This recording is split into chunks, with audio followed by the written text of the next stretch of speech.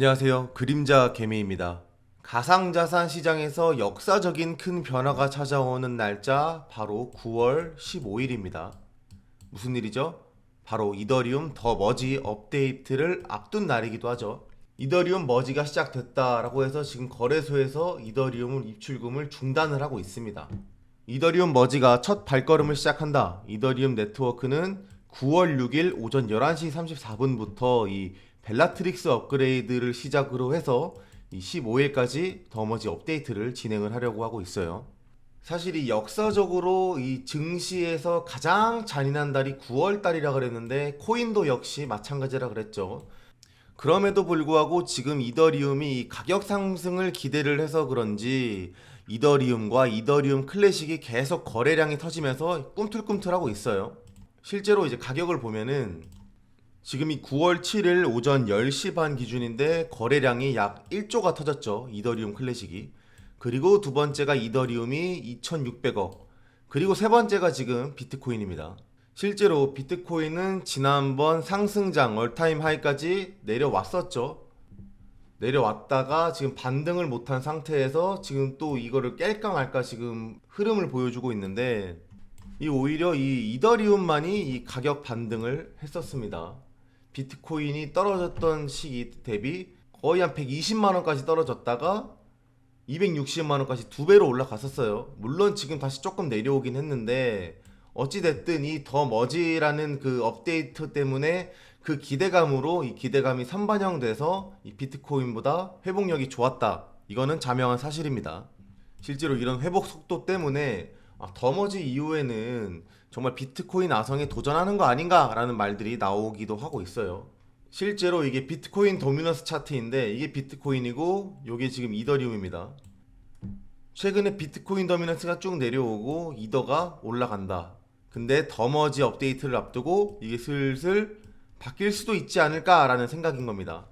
물론 역사적으로 이 비트코인이 도미넌스를 한 번도 내준 적이 없습니다. 여기도 그렇고 여기도 그렇죠.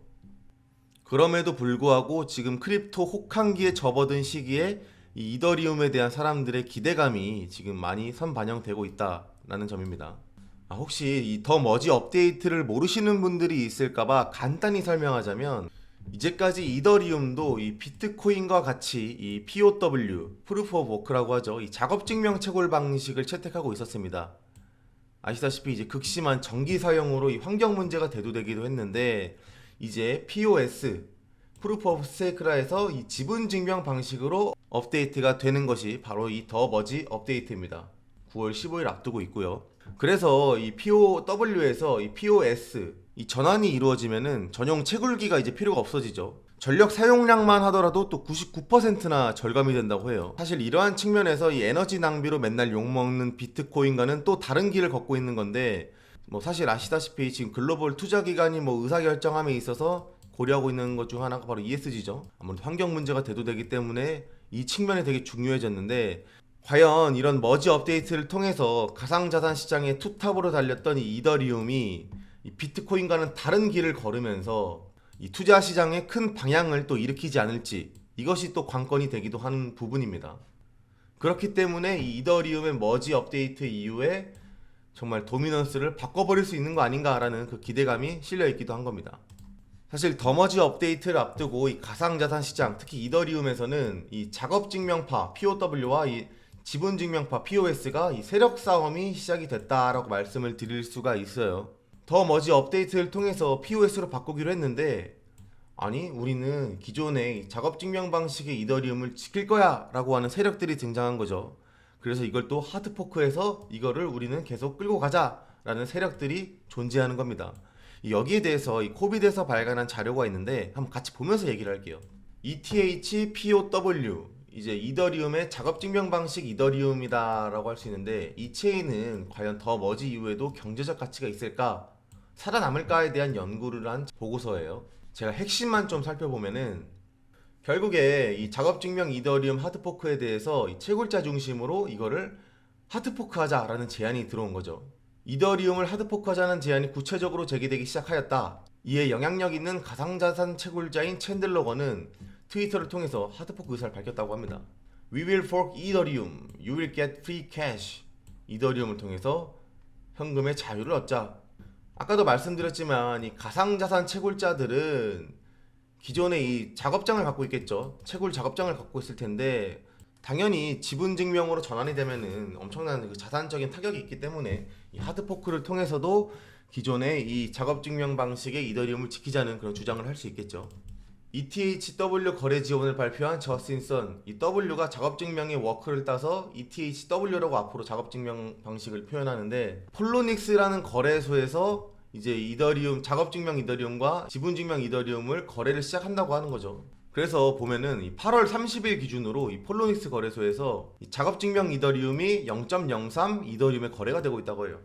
하루 평균 거래량은 이제 1억 3천만 원 정도고, 기존의 이더리움은 약 1,800억 달러의 시장 가치, 기존 이더리움의 시가총액이 약 1,800달러인 점을 감안하면은 이 작업 증명 이더리움의 하드포크한 이더리움은 시가총액을 약 60억 달러 규모로 평가합니다. 이 규모가 이더리움 클래식이나 비트코인 캐시보다 더 높은 수준이고, 가상자산 시가총액 순위로는 약 15위 정도가 된다고 해요. 그러니까 지금 조금 바뀌었을 수도 있지만 시바이누, 트론 정도의 규모가 벌써 형성이 돼 있다. 무시 못할 수준으로 살아남을 거다. 무시 못할 수준으로 살아남아서 앞으로 이 가상자산 시장에 어떤 영향을 끼칠지가 또 귀추가 주목이 되는 사건입니다. 그렇기 때문에 이 작업증명 이더리움의 체인에 대한 찬반론, 과연 이게 살아남을까에 대한 얘기가 많은데, 일단 이 비탈릭 부테린은 작업증명 방식을 유지하기 위해 이더리움 하드포크를 추진하는 것은 단순한 돈벌이다. 그러니까 이 사용성이나 활용도 이러한 측면이 아니라 그냥 여기서 돈놀이하는 어떤 과정으로서 살아남았을 뿐 그거 이상의 것은 없다라고 얘기를 하는 거죠. 그렇기 때문에 이 비탈릭 부테린이 이 이더리움 하드포크에 대해서 비판을 한 거고요. 비판을 한 이유도 다 이유가 있습니다. 일단 이 이더리움 작업증명파에서는 이 상태까지도 하드포크를 할 계획이라고 해요. 이 말이 뭐냐? 기존의 이더리움의 위에 D앱들이 있었죠. 기존에 D앱들이 있었는데 더 머지 업데이트 이후에 똑같이 이게 넘어왔는데 여기서 위에 있던 D앱들까지도 이 작업증명파는 똑같이 하드포크에서 복사를 하겠다 이 말입니다. 그렇게 되면 어떻게 되죠? 기존의 POS에서에 있었던 D앱과 POW 위에도 똑같은 D앱들이 복사가 되는 거예요. 그러나 문제는 뭘까요? 자, 그러나 똑같이 복사한다 하더라도 이 살아남는 데는 의미가 없다. 그 이유가 뭐냐? 아니, 이미 기존에 있는 개발자들은 여기서 이제 일할 건데 새로운 작업 증명 방식의 하드포크한 데서 일을 할까요? 그렇지 않다는 점이죠. 그러니까 앱 같은 경우도 업데이트가 이루어질까라는 말들이 많이 나올 수가 있습니다. 실제로 이 스테이블 코인의 1위와 2위가 어디죠? 테더와 서클사죠. 테더와 서클사인데 이 두 코인은 지금 POS 기반만을 지원하겠다라고 밝혔어요. 그러니까 앞서 말했던 이 하드포크한 이 작업 증명 방식의 이더리움에서는 테더나 서클이 활용될 수가 없다. 요거까지 우리가 하드포크에서 쓸 건 아니잖아요. 그렇기 때문에 이 작업 증명상의 디파이 서비스들은 정상적인 작동이 불가능해지죠. 그리고 이 유가랩스, BAYC 제작사인 유가랩스에서도 이 POS 기반으로 우린 넘어올 거다. 이것도 똑같습니다. 기존의 NFT가 이더리움 머지 이후에 남아있는데 하드포크한 이 작업증명 이더리움에 똑같이 유가랩스 NFT가 살아있다 한들 사람들은 과연 요걸 쓸까요? 요건 또 이슈가 있을 수 있어요. 왜냐하면 NFT 같은 경우에는 이 커뮤니티의 움직임에 따라 가기 때문인데 만약에 말도 안 되는 소리일 수 있지만 기존 커뮤니티에서는 우리는 기존의 작업증명 방식의 NFT를 지지하겠습니다 라고 하면은 여기 가치가 사라질 수도 있죠. 이론상 그렇다는 말입니다. 그렇기 때문에 첫 번째, 기존 앱들이 활용도가 떨어진다는 점이고, 이 두 번째가 뭐냐? 아까 말씀드린 것처럼 이 작업증명 하드포크 상의 체인에서는 개발 리소스가 많이 떨어질 거예요. 왜냐? 다 POS로 넘어갈 거거든. 똑같은 리소스를 투입해야 되는데 하나는 POS고 하나는 POW예요. 근데 대세는 지금 POS다. 그럼 다 이쪽으로 개발 역량이 몰릴 수밖에 없죠. 그렇기 때문에 자연스럽게 작업증명 방식의 이더리움은 도태가 될 것이다 라고 보는 의견이고요. 실제로 메타마스크라든지 체인링크 같은 그런 오라클 서비스라든지 모두 다 이제 POS로 넘어오기로 이미 결정이 되어 있기 때문에 웬만한 그런 어떤 개발 활동이 기존 작업증명 방식에서 이루어지지는 못할 거다라고 보는 게 지배적인 생각입니다. 그러나 그럼에도 불구하고 이 작업증명 이더리움이 가치가 있을 것이라고 주장하는 의견이 또 있어요. 이 첫 번째가 바로 실적, 트랙 코드라고 해가지고, 야, 우리는 이 커뮤니티가 성공적으로 조성돼서 오랫동안 안정적으로 유지된 실적이 있다. 생각해봐라. 더 머지 업데이트 이후에 어떠한 오류가 발생할지 모른다. 거기서도 갑자기 뭐 네트워크가 망해서 끝날 수도 있다. 그렇지만 우리는 지금 십수년째 안정적으로 운영이 되고 있다 라는 주장이죠. 뭐 이것도 일리가 있는 말이지만 사실 이것만으로는 좀 근거가 빈약하긴 합니다. 두 번째 주장, 바로 이 POW 합의 알고리즘에 대한 신뢰. 자, 이 얘기는 좀 들어볼 만한데요. 이 스테이킹 중심으로 블록이 생성되는 이 POS 기반에서는 스테이킹을 많이 한 소수가 이 네트워크에 영향력을 행사할 수가 있어요. 결국 우리가 이 가상자산의 가장 제1의 가치가 뭐였죠? 제1의 가치가 바로 이 탈중앙화였는데, 소수의 지분으로 움직일 수가 있다라고 한다면은 이거는 이 탈중앙화에 대한 가치가 이미 사라지게 돼버리는 거죠. 그런데 실제로 이더리움 스테이킹의 약 65%가 주요 거래소나 관계업체가 갖고 있다고 해요. 코인베이스, 크라켄, 리더 파이낸스 등이 집중되면서 이 보안 면에서도 취약점으로 간주가 될 수 있다. 아니, 더머지 업데이트를 통해서 이 지분 증명으로 돼버리면은 누가 더 많이 코인을 갖고 있냐에 따라서 이 최고의 권한을 갖게 된다는 건데, 이렇게 되면은 정말 소수의 권한, 소수의 권력으로 휘둘릴 수 있지 않냐라는 우려인 거예요. 이 부분이 이제 더 머지 이후에 이더리움의 가치에 대한 어떤 좀 중대한 좀 사건이 될 수가 있기도 하죠. 그리고 실제로 이 포스 전환하고 나서는 이 SEC가 이더리움을 이제 증권으로 보고 판정을 할 수 있다. 그렇게 되면은 또 이제 여러 그런 규제가 들어오면서 좀 문제가 발생할 수 있지도 않냐라는 의견도 많고요. 오히려 이더리움이 오랫동안 살아남으려면은 기존의 POW 합의 알고리즘으로 끌고 가야 된다라는 것들이 또 주장이 되기도 합니다. 그리고 무엇보다 세 번째, 야, 더 머지 업데이트 하고 나서 기존 이더리움 하드포크에도 개발자 아무리 없고 모든 프로젝트가 다 넘어간다 해도 우리는 살아남을 수 있을 거야. 왜냐? 일정 규모 이상의 가치를 유지한 체인들이 많거든요. 가장 대표적인 게 뭐죠? 이더리움 클래식. 그리고 심지어 테라 클래식도 살아남아 있습니다. 뭐 비트코인 캐시도 살아남아 있죠. BSV도 그렇고. 이거 좀 색깔이 다르긴 한데, 기존의 하드포크 하든 뭐든 이 이더리움 클래식만 하더라도 당시 대부분 사람들이 우리 새롭게 하드포크된 이더리움으로 넘어갈 거다라고 생각을 했었죠.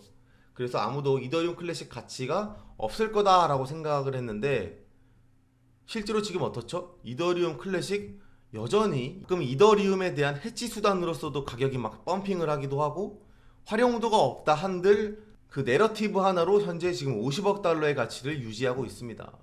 그렇기 때문에 이 작업 증명 방식의 이더리움의 하드포크가 일어난다 하더라도 그 활용도가 없어? 그럼 너네 망했어. 이게 아니라 이 내러티브 하나로 끝까지 살아남을 수 있다라는 겁니다. 비탈릭이 말했듯이 단순히 돈벌이다 라고 볼 수도 있는데, 이게 되게 맞는 말인 것 같거든요. 활용도가 없다는 게 명백해졌는데도 살아남는다는 것은 어떻게 보면 정상적인 시각일 수 있어요. 그렇지만 이 정상적인 시각과 반대로 비정상의 시각이 이만큼이 있다. 그렇게 되는 순간 이 정상이 비정상으로 보이면서 여기 포섭이 될 수밖에 없다. 이 시장의 가장 중요한 격언이기도 하죠. 여기가 바로 이제 이더리움 클래식일 수도 있고, 이 작업 증명 방식의 이더리움일 수도 있는 겁니다. 그렇기 때문에 단순히 활용도가 없다 해서 망할 거다라고 보는 것은 가상자산 시장에서는 조금 좀 판단을 유보를 해야 된다라고 볼 수가 있어요. 그래서 지금 이 9월달 이후에 더 머지 이후 가격이 오르겠지라고 생각하시는 분들이 많으실 거예요. 그런데 이미 이더리움은 비트코인이 지난번 최저점을 찍고 나서부터 그 이상을 지금 회복을 하고 있습니다. 무려 2배 이상까지도 회복을 했었는데, 그렇기 때문에 이 9월 15일 이후에도 가격이 갑자기 오를 것이다 라고 생각하는 것은 이런 단순한 접근을 여러분이 좀 경계할 필요가 있을 것 같아요. 물론 지금 이더리움과 이더리움 클래식 거래량이 막 터지면서 가격 변동이 꽤 심할 거예요. 어제 새벽까지만 하더라도 지금 가격이 많이 올랐었는데 지금 또 하락을 하고 있죠. 근데 이게 또 어느 순간 갑자기 20%, 막 30% 이상까지도 저는 상승을 충분히 할 수 있다고 보거든요. 가격 막 하루에 이렇게 폭등한다고 따라 들어갔다가 정말 큰 코를 다칩니다. 이런 투자는 정말 가상자산 시장에서 정말 지양해야 될 투자 방법 중 하나고, 내가 이더리움 장기 홀더라면 머지 이슈랑 관련 없이 계속해서 들고 가거나, 나 이더리움 안 들고 있는데요? 그렇다면 계속해서 들고 있지 않아야 하는 게 맞습니다. 이러한 단기적인 이슈 때문에 여러분들이 단타로 승부 보겠다라고 하면은 지금 혹한기의 중심인지 초입인지 어디에 서 있는지도 모르는 여러분에게 이거는 정말 타격이 큰 투자 방법이다.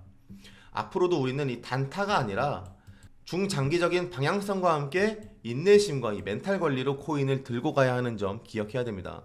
어쨌든 모든 개미들이 양지로 올라오는 그날까지 그림자 개미였습니다.